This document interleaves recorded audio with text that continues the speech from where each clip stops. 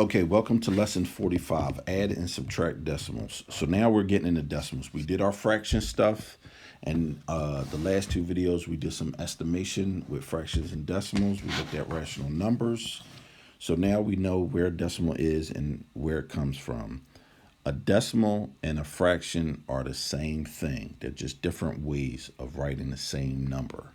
So, and all fractions and decimals are incomplete division, and you try to complete the division out to numbers less than 1, but greater than 0. So here's our objective, our vocabulary, rules and notes. Okay, find the sum or difference. Now the key with adding and subtracting decimals is lining them up the decimal.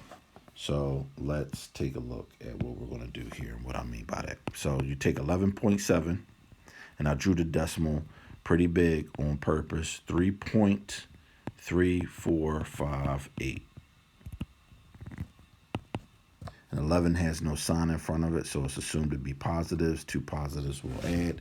So you can always, with decimals, just add zeros at the end, because all they do is hold place value. They don't mean anything when they're less than 1 if they're after a number. If they're in between numbers, then they do mean something, and that's important.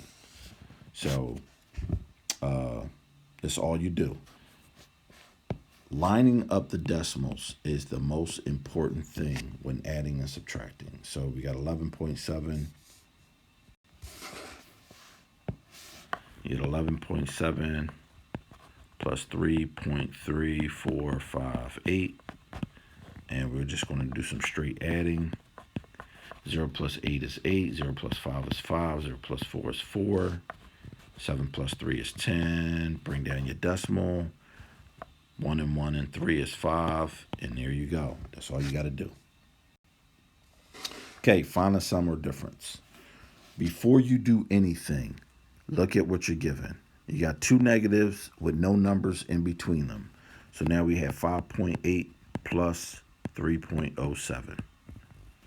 Then we line them up by decimal, 3.07. And now we're ready to add. So you will need a piece of paper to do some of these. I put the 0 in, I add. There's no sign in front of the 5, so I know it's positive. 7, 8, 8. Okay, that's our two examples for this lesson. Catch me at the end of the video for the recap.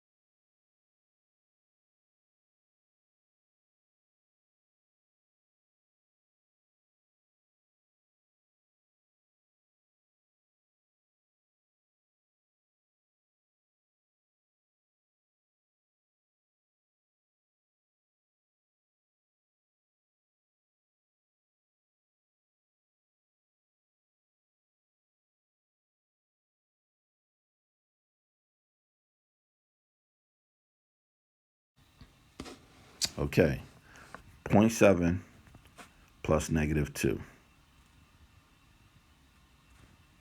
And when you add and subtract, you're going to want to put the larger number on top. So -2 and then 0.7. 2 has no decimal, so you can always put a decimal and a 0 at the end of the number. And now we're just going to pretend that this is 20 minus 7. And we know that 20 minus 7 is 13. Bring down your decimal. Take the sign of the larger number, which is negative. And why did I put the positive in front of the 7? Because there's no sign right here in front of the number, and I know that it's positive. When a number does not have a sign, you know that it's positive. Our next example is the same thing. Okay. -7 minus 6.1. Put a 0.0 there. Same signs add, 13.1.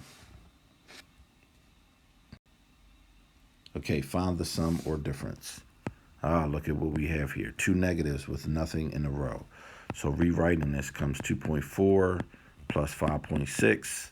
When adding and subtracting, you always put the larger number on top. And now the 5.6 has a plus in front of it. So different signs will subtract. So we get 2 and then 3. Take the sign of the larger number. There you go. And this is how we add and subtract decimals. Line it up by the decimal. Put the larger absolute value, the larger number on top, which means whichever number has the biggest value without the sign. And then put your signs in there to help you out to keep the signs straight.